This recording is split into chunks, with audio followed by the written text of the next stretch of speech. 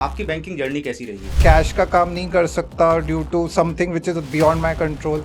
तो मुझे फॉलोअप का ही ज़्यादा काम मिलता है। कुछ अधूरा सा लगता था कि मुझे कुछ बड़ा करके अपने को दिखाना है कि एक पीपीबी का मॉड्यूल उठाया, उसके 12 यूनिट्स किए, उसके बाद फिर मैंने गिव अप कर दिया। ओवरनाइट सक्सेस जैसी कोई चीज़ नहीं होती। तेरे गिरने में भी तेरी हार नहीं तो आदमी है, अवतार नहीं। आप देख नहीं सकते फिर भी किस तरीके से समझते हैं कि हमने कोई डायग्राम लिखा है, कोई कैलकुलेशन हम करवा रहे हैं बोर्ड पे? जब मनोबल गिरता है तो उठना बहुत मुश्किल होता है। वो मैं पास्ट एक्सपीरियंस से सीख चुका हूँ। मैंने अपनी लिमिटेशंस को एक्सेप्ट किया। जो एक्सेप्ट करना आसान नहीं होता, लेकिन एक्सेप्ट करने में ही भलाई होती है। इतने अच्छे मेंटर्स नहीं मिले थे। मैं बोलूँगा बहुत ग्रेट है मेंटर्स अड्डा के।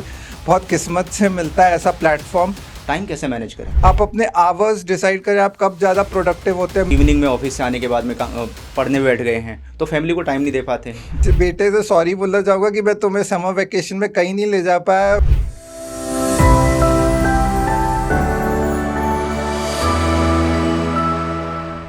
हेलो एवरीवन, कैसे हैं आप सभी? मेरा नाम है प्रवीण राणा एंड आप में से बहुत सारे बैंकर्स जीआईबी एंड सीआईबी के एग्ज़ाम की प्रिपरेशन कर रहे हैं, तैयारी कर रहे हैं।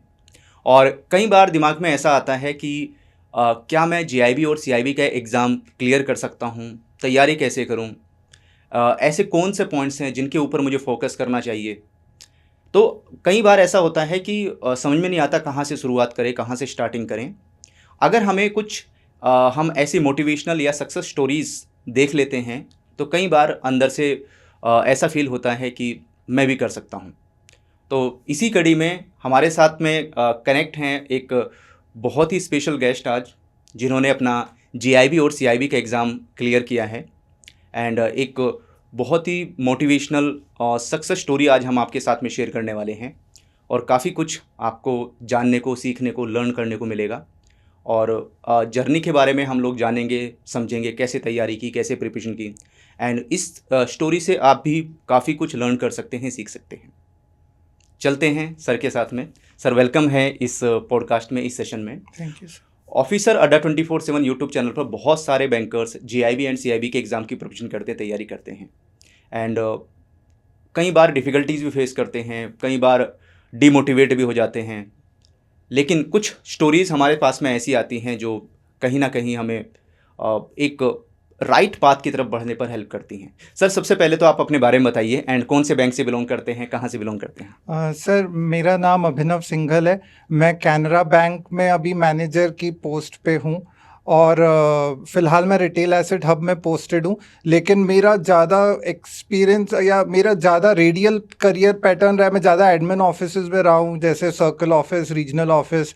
और मुझे ज़्यादा एक्सपेक्टेशन मेरे से फॉलोअप की ही रहती है, क्योंकि मेरा बैंक में जब स्पेशल उसमें पीडब्ल्यूडी में रिक्रूटमेंट हुआ था तो बैंक की मेरे से यही एक्सपेक्टेशन रहती है कि फॉलोअप का काम बहुत होता है आजकल बैंकों में, चाहे रिकवरी में हो, चाहे मार्केटिंग में हो। मतलब marketing in the sense campaigns, चाहे गवर्नमेंट बिजनेस की कैंपेन्स हो, सुकन्या पीपीएफ कह लीजिए, या कुछ भी डिजिटल प्रोडक्ट्स कह लीजिए, क्रेडिट कार्ड से लेके इतने सारे डिजिटल प्रोडक्ट्स हैं, उसके लिए फॉलोअप ब्रांचेस से या कस्टमर्स से डॉक्यूमेंट्स लोन के मंगाना जो मिसिंग हैं, व्हीकल लोन के कुछ भी जो डॉक्यूमेंट मिसिंग है ऑडिट पर्पस से।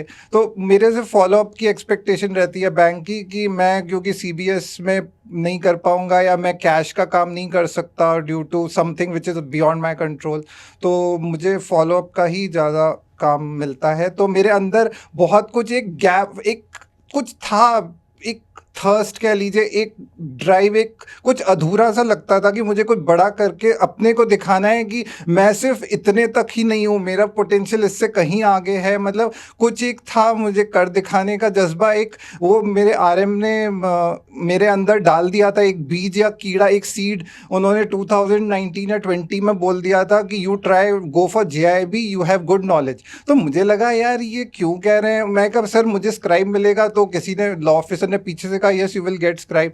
तो फिर मैंने गया बुक स्टोर, वहाँ मैंने सेट मांगा मैकमिलन का। उसने पूरा 800 बुक्स के 4 सेट रख दिए और क्वेश्चन बैंक भी रख दिया। अब मैं उसको, पहले मैंने पेज देखा, कवर पेज कलर्ड नहीं दिख रहा, डायलेटेड, ब्लर्ड। फिर मैंने पलटा, मैं कहा कुछ तो दिख जाए, ब्लैक एंड वाइट दिख जाए शायद। जितना पहले मैंने था मेरे पास, शायद उसी से मुझे जितना पहले दिखता था मैं कर लूँ, पलटा तब भी नहीं दिखा तो आ गया, गिव अप कर दिया। फिर एक अंकल जो रिटायर हुए थे एसबीआई से, उनके पास गया, मैं कहा आरएम ऐसा ऐसा कहते हैं, तो बोले अरे आरएम का तो काम ही है मोटिवेट करना, वो तो बोलते ही हैं, लेकिन तुम्हारे जब तक अंदर से आवाज़ नहीं है मुझे लगता है तुम्हें नहीं करना चाहिए। वो कह रहे हैं इसलिए मत करो, अगर अंदर से आता है तो करो, और मेरे लिए लायक कुछ होता है हेल्प तो बताना। तो फिर वो इधर उधर चले जाते थे, तो मैंने फिर बुक्स खरीदी नहीं। फिर मैंने अपने एक और पड़ोसी थे उनके पास गया, उनसे मैं कहा सर कोई मुझे ऑनलाइन मैकमिलन की ई बुक ऑडियो फॉर्म में वो दे दीजिए मेरे मोबाइल पे। तो उन्होंने वो दी। मैंने एक पीपीबी का मॉड्यूल उठाया, उसके 12 यूनिट्स किए, उसके बाद फिर मैंने गिव अप कर दिया। ये 2021 के आसपास का मैं बता रहा हूँ। फिर गिव अप हो गया कि फिर मैंने 2012 में मेंबर बन गया था आईआईबीएफ का, लेकिन तब भी मुझे इतने साल लग गए कि बिलीव करने में कि मैं ये कर सकता हूँ। फिर मैंने सर्कल में डेप्यूटेशन पे आया, तो एक सर ने मुझे कहा कि आप स्क्राइब लेके प्रमोशन का एग्जाम दो 2 to 3। मैंने कहा सर मैंने 1 to 2 जब दिया था वो भी मेरा नॉर्मल चैनल से हुआ था, रिटन तो मेरे लिए बिल्कुल नामुमकिन चुनौती है। वो तो बिल्कुल मैं हनुमान जी की शक्ति मेरे अंदर थोड़ी जो मैं लंका पार कर जाऊंगा। आप मुझे एक रिटन एग्जाम देने को कह रहे हो, मैं पढ़ नहीं पाता, लिख नहीं पाता, मेरी प्रॉब्लम बहुत बढ़ गई, मैं कैसे करूंगा। उन्होंने कहा नहीं आप कोशिश करो। तो मैं स्क्राइब लेके गया, तो मेरे 34 आए आउट ऑफ 100। तब वो देने के बाद फिर वो इच्छा जेआईबी करने की फिर जागी। मैं कहा अगर मैं जेआईबी कर लूँ तो शायद मैं प्रमोशन एग्जाम में ज़्यादा ला सकता हूँ मार्क्स।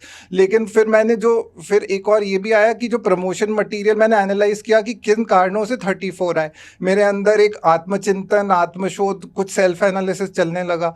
तो मैंने कहा कि मैंने अगर सिलेबस पूरा कर लिया होता तो मेरे और मार्क्स आ सकते थे। जो शुरू करो उसको एंड तक लेके जाना चाहिए, और स्क्राइब की क्वालिटी भी अच्छी होनी चाहिए। फिर मैंने जेआईबी का मैंने बहुत लोगों को बोलना शुरू किया मुझे ई बुक दे दो जेआईबी की।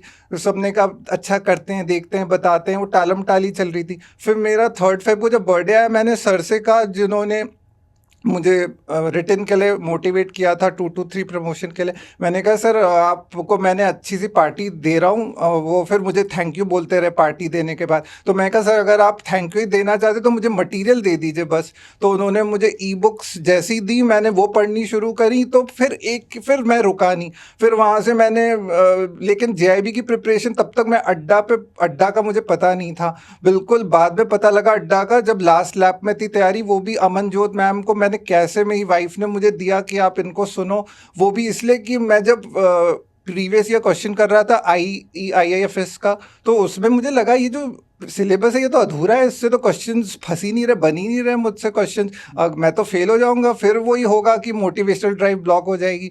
फिर टाटा फिश। तो मैंने फिर जल्दी जल्दी यूट्यूब पे वीडियोस देखे, तब मुझे अड्डा का पता लगा। और फिर मैंने बाद में सोचा अगर मैं पेड बैच लेता तो मेरे और भी ज़्यादा मार्क्स आते। मेरे 221 एग्रीगेट बने जैब में, वो भी स्क्राइब्स की मदद से। तो मैं अपनी सक्सेस स्टोरी में थैंक यू अपने वॉइस ओवर को दूंगा आईफोन के। फिर मैं अपने ऑफिस के कंप्यूटर के टेक्स्ट टू स्पीच सॉफ्टवेयर को थैंक यू बोलूँगा। मैं अड्डा के मेंटर्स को थैंक यू बोलूँगा। मैं अपने उस इंस्टीट्यूट को थैंक्स बोलूँगा जिन्होंने मुझे स्क्राइब्स दिए। क्योंकि बहुत सारी चीज़ें जब एक साथ आती है तब सक्सेस होती है पॉसिबल।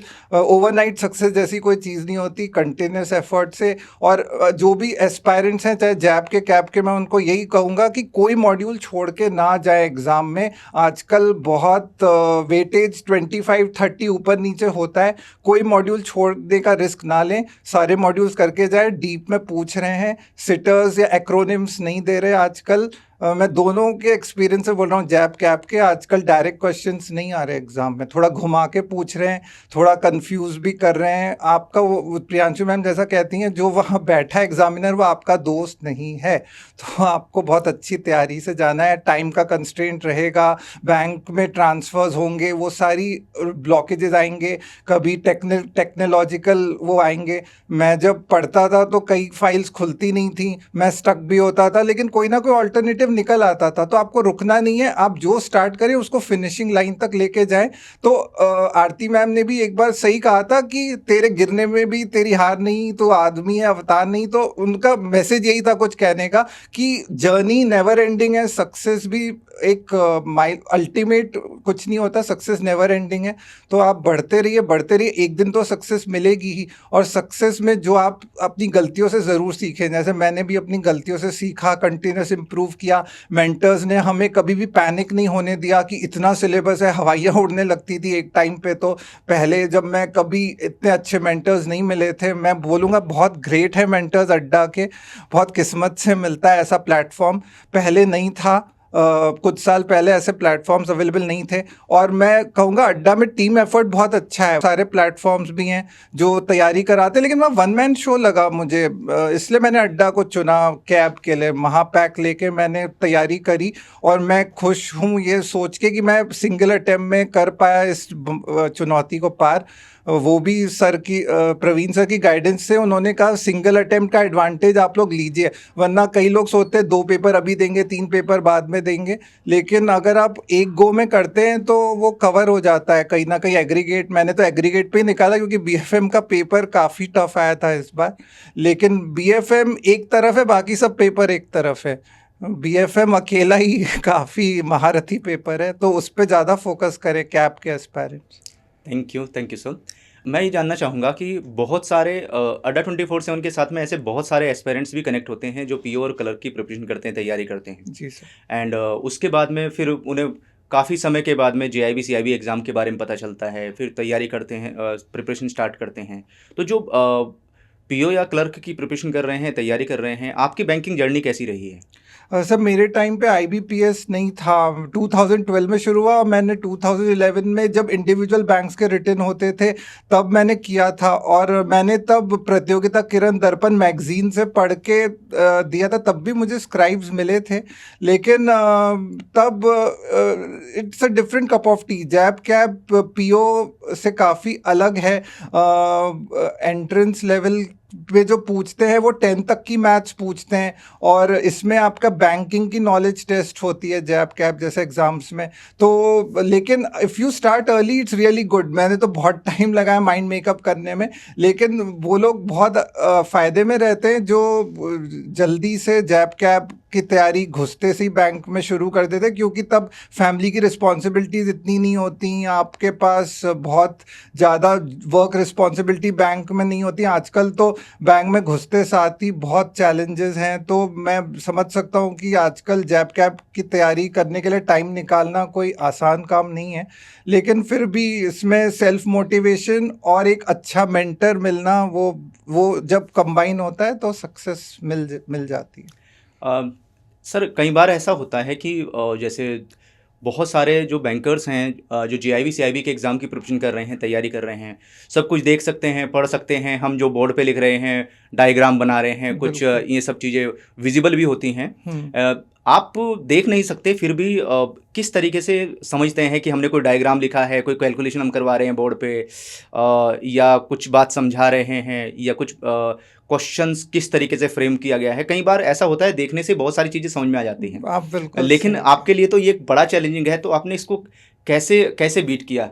हाँ सर, आपका क्वेश्चन बहुत अच्छा है। ये इसको बीट करना सबसे बड़ा चैलेंज था, क्योंकि जब भी मैं गिव अप बहुत आसान होता है करना, लेकिन मुझे बहुत सी जैसे आपने कभी लगान मूवी देखी हो तो उसमें जब क्लाइमेक्स चल रहा होता है तो उसके दिमाग में पॉजिटिव और नेगेटिव दोनों बातें आती हैं। कुछ चीज़ें जो आपको गोल की तरफ पुश करती हैं और कुछ चीज़ें जो पुल बैक करती हैं। तो मेरे साथ भी वो बहुत हो रहा था कि कभी मुझे चीज़ें पुश करती थी गोल की तरफ, कुछ मुझे पुल बैक करती थी कि पीछे हट जा, ज़्यादा एम्बिशियस मत बन, जैब हो गया बहुत है। कैब सर ने नहीं बोला था, आरएम सर ने कैब करने को, तो ज़्यादा महत्वाकांक्षी मत बन, गिर जाएगा।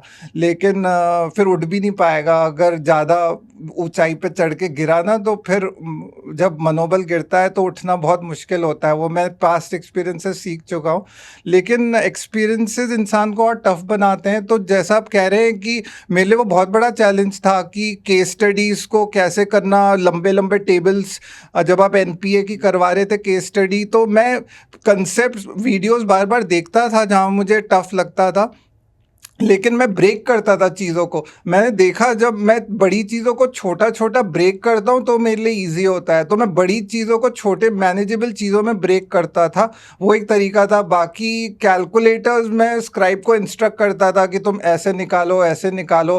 मैं बहुत टफ चीज़ें तो नहीं कर पाता था, लेकिन मैं टफ चीज़ों को सिंप्लीफाई करके और अपने कंसेप्ट और नॉलेज इज पावर, इन दो चीज़ों पे ही चला। मैं जो चीज़ें मेरे लिए पॉसिबल नहीं थी, मैंने अपनी लिमिटेशंस को एक्सेप्ट किया, जो एक्सेप्ट करना आसान नहीं होता, लेकिन एक्सेप्ट करने में ही भलाई होती है। आपको सच्चाई का आपको बुल को हॉर्न से लेना ही पड़ता है और आपको अपनी लिमिटेशंस को एक्सेप्ट करना पड़ता है। आप सोचो मैं सब में मास्टरी कर लूँगा, वैसा होता नहीं है।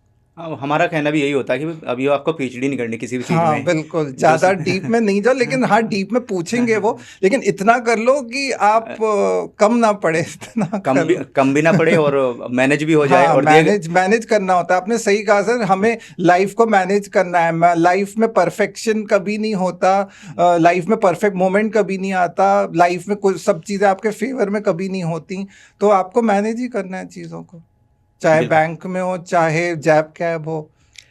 कई बार ऐसा होता है कि जैसे बैंकर के पास में एक बड़ी प्रॉब्लम, बहुत बड़ी प्रॉब्लम है कि मॉर्निंग में हमें ऑफिस जाना है ना, सुबह से शाम तक ऑफिस में रहना है, पढ़ने के लिए टाइम नहीं मिल पाता है। टाइम कैसे मैनेज करें? ये एक बड़ा चैलेंज है बैंकर्स के लिए। बिल्कुल सर, इस वजह से बहुत लोगों की मोटिवेशनल ड्राइव ब्लॉक हो जाती है इसको करने की। बहुत लोग गिव अप भी करते हैं, या बहुत लोग उस लूप में फंसते हैं कि उनकी बार बार फीस लग रही होती है, उनके री रजिस्टर करना पड़ता है, वो फिर फेड अप होने लगते हैं, फिर वो गिव अप भी करने लगते हैं। उनको मैं यही कहूँगा कि आप अपने वर्किंग आवर्स सेलेक्ट करें जुडिशियसली कि आप किस समय आपके दिमाग ज़्यादा फ्रेश फील करते हैं। मेरे लिए मॉर्निंग आवर ज़्यादा प्रोडक्टिव हुआ करते थे। मेरे लिए सर कहते थे कंसिस्टेंसी, सब मेंटर्स ने बहुत एम्फसाइज की कि मोमेंटम और कंसिस्टेंसी इस तरह के मैराथन एग्जाम में जो एक दिन में आप नहीं पहुंच सकते गोल तक, तो कंटिन्यूस आपको मूव करना है आपके गोल की तरफ। तो stick to a time schedule, time discipline, consistency. आप अपने आवर्स डिसाइड करें, आप कब ज़्यादा प्रोडक्टिव होते हैं। मेरे लिए 7 बजे आके सर की क्लास अटेंड करना, मैं स्विच ऑन नहीं हो पाता था एकदम से। कुछ टॉपिक से ज़्यादा रिलेट कर पाते हैं, लेकिन उन टॉपिक से क्वेश्चन फंसा भी नहीं। जैसे मेरे लिए कुछ टॉपिक बहुत इजी थे, इंटरनेशनल फाइनेंशियल सर्विस सेंटर या टेक्नोलॉजी इन इंटरनेशनल बैंकिंग, लेकिन वहाँ से कोई क्वेश्चन फंसा नहीं अनफॉर्चुनेटली। और वहाँ से फंसा जहाँ से मैं केस स्टडीज़ उतनी सॉल्व करके नहीं गया। सर ने तो करीब 100 केस स्टडीज़ कराई होंगी BFM में, और मैं शायद 25-30 कर पाया था, देख पाया था केस स्टडीज़। तो ये तो चैलेंज है, लेकिन आप मुझे तो लकीली छुट्टी भी मिल गई थी प्रिपरेशन लीव। मैंने तो एग्ज़ाम के मंथ में छुट्टी भी ली थी, और मैंने पावर पैक रिवीजन बैच बहुत यूज़फुल है अड्डा का इस स्थिति से निपटने के लिए। जो सर कह रहे टाइम की कॉन्स्ट्रेंट जो बैंकर फेस करते हैं, लेकिन पैनिक नहीं होना है। चाहे जो भी हो, पूरा सिलेबस कोशिश करें। BFM में लगेगा सिलेबस कवर नहीं हो रहा, लेकिन लगे रहना है बिल्कुल। वो कहते हैं ना, जूझते रहो, एंड तक गिव अप नहीं करो तो मंजिल पा जाओगे, वो वाली चीज़ होती है इसमें। Thank you. कई बार सर ऐसा भी होता है कि जब हम बैंक में पूरा दिन दे रहे हैं, मॉर्निंग में हम क्लासेस आकर अटेंड कर रहे हैं या सेल्फ स्टडी कर रहे हैं, प्रिपरेशन कर रहे हैं, इवनिंग में ऑफिस से आने के बाद में पढ़ने बैठ गए हैं, तो फैमिली को टाइम नहीं दे पाते हैं। तो कई बार पीछे फैमिली से भी प्रेशर आता है, बिल्कुल है ना, कि सारा दिन तो बैंक में रहते हैं, मॉर्निंग में उठेंगे पढ़ने बैठ जाएंगे, ऑफिस से आएंगे फिर पढ़ने बैठ जाएंगे। तो कितना इम्पोर्टेंट होता है इस टाइम पर चीज़ों को मैनेज करना? सर, फैमिली समझती है, उनको आप प्यार से समझाओ कि डबल इंक्रीमेंट मिलेगा। फिर मैं अपने बेटे से सॉरी बोलना चाहूँगा कि मैं तुम्हें समर वेकेशन में कहीं नहीं ले जा पाया, तुम्हारी स्कूल की छुट्टियाँ थी, मैं पढ़ता रहा कैब के लिए, लेकिन इसलिए मैं ये फेलिसिटेशन के बहाने उसको गुड़गांव ले आया। मैं कहा चल 2 दिन तो चल वीकेंड पे घुमा के लाता हूँ। तो वो समझेंगे, आप अगर उन्हें प्यार से कहोगे वो समझेंगे। हाँ मुश्किल होता है, वो कहते हैं आप तो टाइम नहीं देते, क्या आप हमेशा लेके बैठ जाते हो। और फैमिली ये भी कहती है इसके बाद तो कोई लेवल नहीं है, कुछ और तो नहीं है कैब के बाद। मैं कहा नहीं, फ़िलहाल तो नहीं है। लेकिन हाँ, वो ऐसा भी नहीं है कि डबल इंक्रीमेंट का बहुत लालच था मन में। मेरे मन में तो ये था कि मुझे खुद को करके दिखाना था कि जो मैं सोच रहा हूँ वो मैं सही में कर सकता हूँ। वो कांट का कब एपोस्ट्रोफी टी गिर गया और खो गया, वो अच्छा हुआ खो गया और वो कैन बन गया, मुझे खुद नहीं पता लगा। इसलिए मैं भगवान को भी शुक्रिया बहुत बहुत कि उन्होंने मुझे ऐसे मोड़ पे चीज़ें मिलवाई। किस्मत थी कि स्क्राइब्स अच्छे मिले, किस्मत थी कि अड्डा के मेंटर्स भी इतने टाइम पे मिले और बहुत चीज़ें क्लिक हुई। वॉइस ओवर और मेरे लिए तो टेक्स्ट टू स्पीच वो बहुत बड़ा वरदान साबित हुआ, जिस वजह से मैं चीज़ों को रिटेन कर पाया, रिकॉल भी कर पाया। लेकिन मैंने अपनी लर्निंग को कंसोलिडेट करने के लिए मैं टाइप करता था, तो मेरे ओवरसीइंग को मेरे चुगली भी कर देते थे कलीग्स कि मैम ये फॉलो अप नहीं करता, ये तो पढ़ता रहता है जैब कैब के लिए, ये इंडिविजुअल गोल्स के प्रति ज़्यादा शायद वो है, ये ऑर्गेनाइजेशन के लिए नहीं सोच रहा है। वो थोड़ा सा अपना कर देते थे खिंचाई मेरी, तो मैडम भी हल्के से ही प्यार से खिंचाई करती थी। उन्हें पता था कि बैंक भी जैब कैब को बढ़ावा देता है, ऐसा नहीं है। क्योंकि लेकिन मैं अब सर से एक बात बस जानना चाहूँगा सर, इससे जैब कैब से इससे जो एस्पायरेंट्स हैं उनको और क्लैरिटी डायरेक्शन मिलेगा, मुझे भी और मिलेगा कि ये बैंक में कितना हेल्प करता है जैब कैब। सिर्फ एग्ज़ाम क्लियर करके हम भूल जाएंगे जो पढ़ाए हैं अपने कंसेप्ट, या हम उनको रियली अप्लाई कर पाएंगे working day to day job में भी, और उससे हम फर्दर बढ़ पाएंगे, एलिवेट हो पाएंगे अपनी जॉब में। बहुत चैलेंजिंग है बैंकिंग से। देखिए, पहली बात तो ये जेआईबी सीआईबी का जो सिलेबस है, कोई ये किसी ऐसा नहीं है कि आईबीएफ ने अपनी मर्जी से कुछ भी बना के रख दिया है, कुछ भी पढ़ने को बोल दिया है। पूरा का पूरा आईबीए की तरफ से, इंडियन बैंक ऑफ इंस्टीट्यूशन की तरफ से, एंड उसके बाद में बैंकिंग सेक्टर में जितने भी एक्सपर्ट्स हैं बैंकिंग के, एंड उसके बाद में आईबीएफ की पूरी टीम, मैनेजमेंट, इन सभी ने मिलकर ये सिलेबस सेलेक्ट किया होता है। और इस पूरे के पूरे सिलेबस को इस तरीके से बनाया जाता है कि एक बैंकर की जो बैंकिंग जर्नी है, जब वो ज्वाइन करता है वो रिटायरमेंट तक, ये उसकी पूरी बैंकिंग जर्नी में हेल्प करे। आप सारे के सारे सब्जेक्ट देख लीजिए, चाहे जेआईबी का उठा के देख लीजिए, चाहे सीआईबी का। जीआईबी का तो हमारा पूरा जनरल बैंकिंग का ही पार्ट रहता है, जो हमारा ब्रांच बैंकिंग है, डे टू डे बैंकिंग है, उसमें हेल्प करता है। लेकिन जब सीआईबी को आप स्टडी करते हैं, सीआईबी को पढ़ते हैं, तो वो आपको हेल्प करता है डिसीजन मेकिंग में, जो बैंकिंग में डिसीजन मेकिंग होती है। तो जब भी मैनेजरियल पोस्ट पे होते हैं तो बहुत सारे डिसीजन मेकिंग करनी होती है, तो उसमें पूरी हेल्प करता है। एंड इसके साथ साथ जब भी आप बैंक प्रमोशन का एग्जाम देने जाएंगे, कैनरा बैंक में भी I think GIB CIB exam clear करने पर कुछ एक्स्ट्रा मार्क्स हैं, वेटेज है, एक्स्ट्रा मार्क्स मिलते हैं। बिल्कुल है। एंड उसके बाद में फिर जब आप एग्ज़ाम क्लियर करते हैं, फिर उसके बाद में मैनेजमेंट के सामने जाते हैं, इंटरव्यू में बैठते हैं, तो वहाँ पर सबसे पहले पूछेंगे जीआईबी सीआईबी क्लियर किया है क्या। सबसे पहला जो क्वेश्चन है कहीं ना कहीं बीच में ज़रूर पूछा ही जाएगा। और अगर जिसने जीआईबी सीआईबी क्लियर किया हुआ है तो दिमाग में सीधा आता है कि आज के टाइम में ये पर्सन नॉलेजेबल है, एंड दूसरा नॉलेज से ही डिसीजन मेकिंग आती है। बिल्कुल सर, बिल्कुल। Conceptual clarity, knowledge, depth of knowledge, और इससे ये भी पता लगेगा सबको कि हार्ड वर्किंग भी है। हाँ, बिल्कुल हार्ड वर्क भी है, और आज के टाइम में जीआईबी सीआईबी क्लियर करना it is not easy task. अच्छा सर, एक क्वेश्चन है कि जब आपने जीआईबी का एग्ज़ाम क्लियर किया, आपका जीआईबी का एग्ज़ाम क्लियर हो गया, कैसा फील हुआ और किसको इन्फॉर्म किया? फिर उसके बाद में आपने सीआईबी का एग्ज़ाम क्लियर किया, आपको कैसा फील हुआ और किसको आपने अपनी खुशी किसके साथ में बांटी?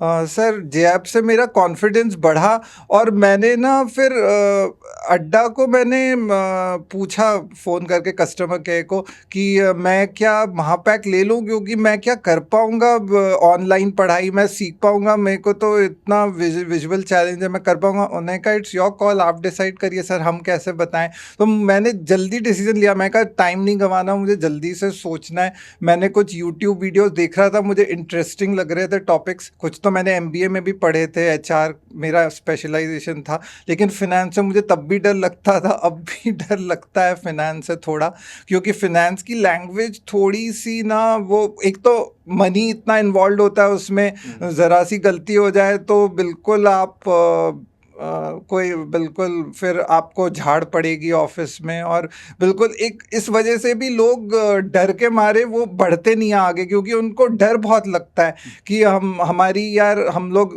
का मजाक ना बन जाए अगर हमसे गलती हो गई तो। लेकिन ऐसी गाइडेंस जब होती है, ऐसे मेंटर्स होते हैं, तो वो कहते हैं गलती भी होती है तो इंसान से ही होती है ना, अपनी गलतियों से सीखते रहो, उन गलतियों को दोहराओ मत। और एक ही बात जब हम बार बार सुनते हैं, सर मेंटर्स एक ही चीज़ को जब बार बार एक्सप्लेन करते हैं, तो ऐसा हमें ट्रेनिंग बैंक्स में कई बार बहुत औपचारिकता होती है, लेकिन यहाँ पे जो पढ़ाते हैं वो औपचारिकता नहीं है, वो इस तरह से है कि आपका क्लियर हो एग्ज़ाम। इतना डेडिकेशन देख के इतना अच्छा लगता है, यहाँ की टीम का, मेंटर्स का डेडिकेशन देख के हम लोग का डेडिकेशन बढ़ जाता है। हम लोग थके होने के बावजूद भी आ जाता है मोटिवेशन पढ़ने का, सुबह उठ के पढ़ने का, रात को 10 बजे तक भी पढ़ने का, 11 बजे तक भी पढ़ने का, या कभी कभी 11:30 12 तक भी पढ़ने का। वो कहाँ से आता है? वो मेंटर्स की वजह से आता है। I think mentors of Adda are really great. Thank you sir. जब आपने जीआईबी और सीआईबी का एग्ज़ाम क्लियर कर लिया तो उसके बाद में ऑफिस में लोगों का रिएक्शन कैसा है? वो कह रहे थे कि अरे मेरी जगह आप दे आना सर, मैं तो बुक्स लेके बैठा हूँ लेकिन मुझे पढ़ने का टाइम नहीं मिल रहा। हम लोग कब से सोच रहे देने का। आप तो इंटेलिजेंट भी हो, हार्ड वर्किंग भी हो, तभी आपने बहुत टफ लेवल पे किया है, वरना पहले इतना टफ नहीं था, ना जैब ना कैब, अब काफ़ी टफ कर दिया है आईआईबीएफ ने। और एक ये भी बहुत जल्दी नेगेटिव मार्किंग का भी बहुत चल रहा है कि कभी भी नेगेटिव मार्किंग आ सकती है। तो मेरे अंदर ये भी एक मोटिवेशन था कि जल्दी कर लूँ जिससे पहले नेगेटिव और टफ हो जाए, और जिससे पहले मैं फिर प्रमोशन पे फोकस कर पाऊँ, क्योंकि 2024 में जैब का एग्ज़ाम जब मैं दे रहा था उसके अराउंड ही हमारा इंटरनल प्रमोशन का प्रोसेस, अब बैंक ने नॉर्मल चैनल ख़त्म कर दिया। पहले तो इंटरव्यू से भी प्रमोशंस होते थे, लेकिन अब तो रिटन फिर इंटरव्यू, और कट ऑफ भी पहले से पता नहीं होता। यहाँ तो हमें फिर भी पता है कि 50 मिनिमम या 45 अगर सिंगल अटेम्प्ट है तो वो हमारे दिमाग में एक चलता है। लेकिन जब बैंक के प्रमोशन एग्ज़ाम देते तो हमें रिटन में भी कट ऑफ नहीं पता होता कि कितना लाना है। लेकिन ये कहीं ना कहीं जब मैं रिटन दूंगा तो हेल्प करेगा, जैब कैब का मुझे बिल्कुल करेगा, क्योंकि अब मेरा लेवल अलग है। जो 34 अब मेरे फिर से, अब मैं मुड़ के देखना ही नहीं है। 34 अब आएंगे नहीं मेरे, अब ज़्यादा ही आएंगे। मैं सर को एक बार कह रहा था, सर मुझे ग्रोथ लग रही है अपने आप में। 34 से 55.25 जैब में एग्रीगेट, अब 59.6 में 60 को थोड़ा से चूक गया। वो भी बीएफएम ने ही मेरा थोड़ा सा डाउन किया एग्रीगेट, वरना 63 हो रहा था मेरा एग्रीगेट, थोड़ा सा डाउन हुआ। लेकिन मेरे अब ज़्यादा ही आएंगे मार्क्स मेरे, अब मुड़ के तो मैं अब देखूंगा नहीं यहाँ से। बैंक प्रमोशन के एग्ज़ाम में इतना टफ लेवल नहीं रहता नहीं है। रहता सर, हाँ। उसमें इंटरनल सर्कुलर ज़्यादा हाँ। पूछते हैं। इंटरनल सर्कुलर, वो भी लास्ट के 1 ईयर के, 1 साल के, एंड बिल्कुल खास करके बिल्कुल। जो क्रेडिट के सर्कुलर होते हैं वो हाँ बहुत हाँ इंपॉर्टेंट रोल प्ले करते हैं। हाँ आपका स्केल 2 से हाँ, 3 के लिए 2 अप्लाई, to 3 के लिए 2 से सर, 3 के लिए अप्लाई कर। रिकवरी और क्रेडिट पे ज़्यादा हाँ, रिकवरी क्रेडिट के ऊपर, and Reserve Bank of India के जो सर्कुलर उससे रिलेट करते हैं, these are also very important for. हाँ, बस उसमें ये है कि बैंकर्स की ना वो इतना टारगेट ओरिएंटेड बैंकिंग हो गई है कि वो लोग सर्कुलर पढ़ते नहीं थे। तो बैंक अब क्या कर रही है, जैसा सर ने कहा, आईबीए, आईआईबीएफ, आईबीए भी क्या करती है कि ई लर्निंग के लिए, और हम लोग को क्या करते हैं कि अपार में मार्क्स जोड़ दिए जाते हैं ई लर्निंग के, और नो योर सर्कुलर क्विज के भी एक नंबर रहते हैं हमारे अप्रेजल में, जिससे कि हम लोग पढ़ें सर्कुलर्स, वरना हम लोग पढ़ते नहीं हैं। और कस्टमर को अगर आपने रॉन्ग सेलिंग कर दी बिना प्रॉपर नॉलेज के, तो एडमिन ऑफिसर से कितनी हैंड होल्डिंग करेंगे ब्रांचेस को। तो प्रॉपर नॉलेज बहुत इंपॉर्टेंट है। कस्टमर को आपने मिसगाइड किया, ऑम्बुड्समैन में जाएगा, कहीं और जाएगा, कंप्लेन कर देगा, तो रिस्की है बैंकिंग। तो प्रॉपर नॉलेज होना बहुत ज़रूरी है, वरना डर लगता रहता है। कॉन्फिडेंटली आप वीसीज कैसे फेस करोगे, इतनी वीसीज होती हैं बैंक में, जवाब देना मुश्किल हो जाता है।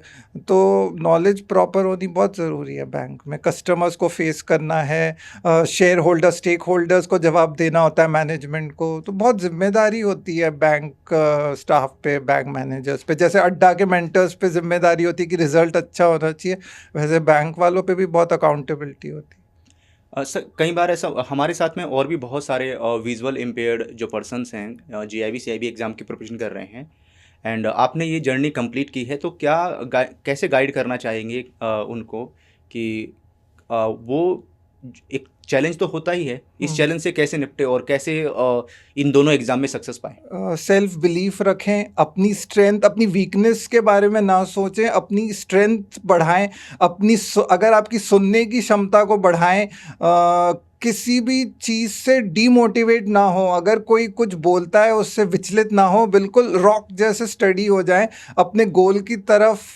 देखें बस, और अपने में बिलीफ ना छोड़ें, अपनी स्ट्रेंथ्स पे फोकस करें, वीकनेसेस जितनी कन्वर्ट हो जाए स्ट्रेंथ में ठीक है, नहीं हो तो कोई बात नहीं, आप इंसान हैं, आप कोई अवतार नहीं है, तो आप सब में कोई ना कोई कमियां होती हैं, जो आप पे हंसते हैं उनमें खुद बहुत कमी होती है, वो तो हिम्मत भी नहीं कर रहे आगे बढ़ने की, वो तो सोचते हैं गवर्नमेंट जॉब लग गई अब मुझे नहीं बढ़ना आगे, वो आप तो फिर भी इतनी हिम्मत कर रहे हो आगे बढ़ने की, तो आपको वही एक बहुत बड़ा आपके लिए वो सॉल्यूट है उस चीज़ के लिए कि आप प्रॉब्लम चैलेंजेस से घबरा नहीं रहे और अपने में बिलीफ रखना है बिल्कुल, तो एक दिन आप गोल पे पहुंच ही जाएंगे।